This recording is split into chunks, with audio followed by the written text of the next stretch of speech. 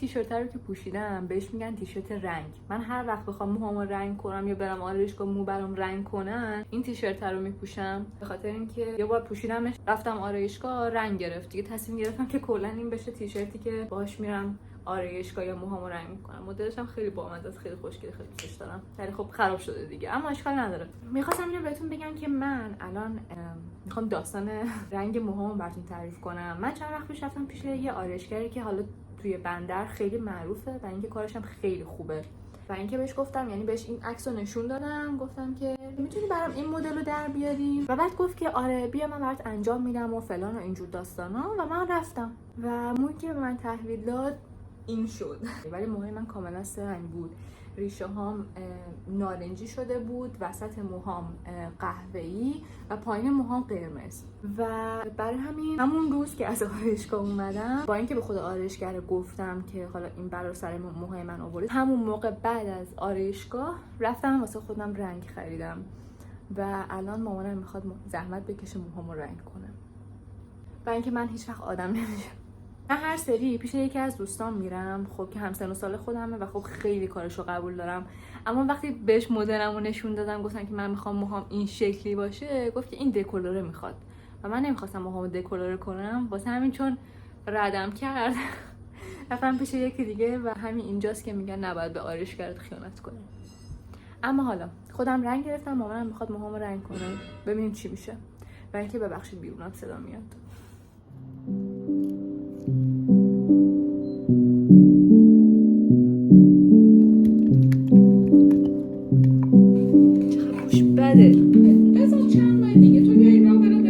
بچه‌ها این شد رنگ نهایی. رفت تو چشمم. این شد.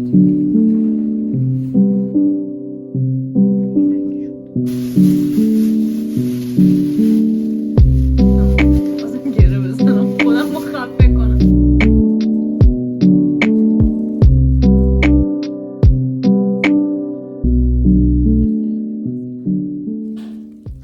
خب رنگ تموم شد تا 40 دقیقه دیگه. 40 دقیقه گذشت، من برم موهام بشورم.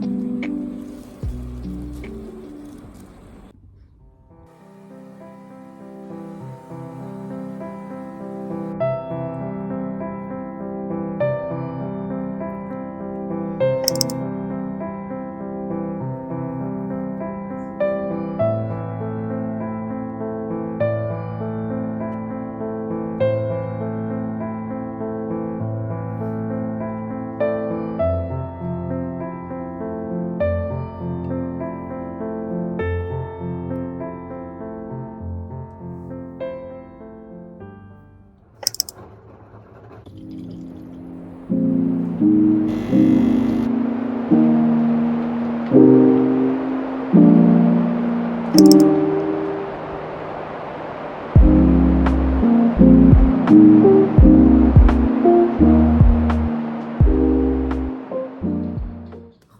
الان از باشگاه اومدم، بعد میخوام بعد تمرینمو و یه جورایی صبحونه‌مو درست کنم، به خاطر اینکه فقط قهوه خوردم رفتم باشگاه چون صبح زود بود دیگه، میلم به غذا نمیکشید و البته این کار خیلی خوبی نیست، اما حالا دیگه این کارو کردم. و اینکه این اسموتی که توی ویدیو هفته پیشش یادتون دادم، اونو اگر بدون پودر پروتئین درست کنیم بازم پروتئین کافی داره، چون مثلا کریب بادام زمینی هر قاشقش حدود 6 گرم پروتئین داره.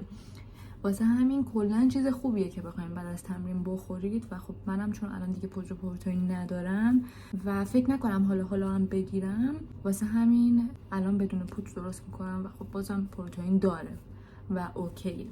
البته اگه بخوایم پروتئین بیشتر بهتون برسه، من پیشنهاد میکنم که پنکیک پروتئین درست کنید، ولی نه که پودر پروتئین بریزید تو پنکیک، به خاطر اینکه پروتئینی که دما بهش بدن جذب بدن نمیشه. حالا اینا رو نمیخوام بگم، ولی اون پنکیکی که توی شورت ویدیوم یادتون دادم، منگو پنکیک، برید حتما توی چنلم نگاه کنید. اونم پروتئینش خوبه، 2 تا سفیده تخم مرغ داره و جو 2 سرپرک داره و حتی اگه با کری بادام زمینی بخورید بازم پروتئین داره، چربی داره و کلا خیلی خوب و سیر کننده است. این پیشنهاد من به شما. رفتم از باشگاه، خب چون نمیتونستم برم میوه فروشی، رفتم از باشگاه 2 تا موز، یعنی از بوفه باشگاه 2 تا موز برداشتم 35 تومن. البته میدونستم خب برای من دیگه میوه فروشی که نیست بوفه باشگاهه، ولی خب حالا با وقتی میگم نصف موز یا مثلا یه دونه موز کوچیک، این چی و یه چیزی هم بگم، حتما وعده‌های بعد تمرینتون رو نیم ساعت بعد از تمرینتون بخورید، یعنی اینکه تو بدن هنوز بدنتون داغ کامل سرد نشده، با اینکه سرد کردید نرید یهو مثلا یه دونه سینه مرغ بذارید و فلان اینجور داستانا، نه، یا سری مثلا پودر پروتئینتون رو شک کنید بخورید، نه، حتما نیم ساعت زمان بدید به بدنتون تا بدنتون اصلا بفهمه آقا من الان ورزش کردم، من الان مثلا این حرکات رو رفتم واسه فلان جاهام و فلان و اینا، تا اینکه اون مواد غذایی زودتر جذب بدنت بشه. حالا اگه عضله سازی می‌خوای بکنی، چربی سوزی می‌خوای بکنی، هر چیزی. چون من می‌بینم تو باشگاه یه سری‌ها سریع ورزششون تموم شد، سردم که نمی‌کنن الحمدلله، سریع میرن یه سینه مرغ سریع برای من بذار آماده بشه. what the fuck. آره خلاصه 30 گرم من جوه 2 سرپرک، بعدش هم یه قاشق کریب بادام زمینی و آب. اگه بخوای خیلی سرد و خنک بشه و فلان و اینا یخ، ولی خب موزم خودش سرد هست، آب یخم میریزم توش. یه چیزی پیشنهادم به شمایی که جو 2 سر و اوتمیل و اینا دوست ندارید، به خاطر اینکه مزه خاصی که نداره، اینه که با میوه‌های دلخواهتون مثل توت فرنگی و انبه، خود من عاشق انبم، توت فرنگی و چه میدونم رزبری و بلوبری و با اینا مثلا تمدار کنید بعد بخورید، چون واقعا خیلی کربوهیدرات خیلی خوبیه.